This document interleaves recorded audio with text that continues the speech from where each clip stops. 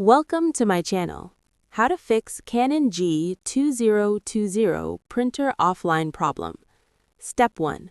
Check printer power and cable. Make sure your printer is turned on and all cables are properly connected, USB or power cable. Step 2. Set as default printer.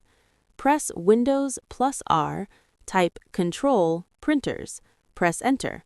Right-click on Canon G2020. Select Set as Default Printer. Step 3. Cancel all pending print jobs. Right-click on Canon G2020. Click See What's Printing. Go to Printer menu. Click Cancel All Documents. Step 4. Uncheck Use Printer Offline. Go to See What's Printing again. Click on Printer menu. Uncheck Use Printer Offline if it's ticked. Step 5. Restart Print Spooler Service. Press Windows plus R. Type services.msc. Press Enter. Scroll to Print Spooler. Right-click, click Restart. Step 6.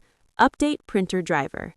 Go to Canon's official website, download and install the latest driver for Canon G2020.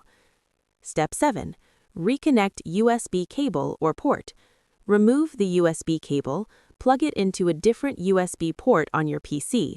Wait for Windows to recognize the printer.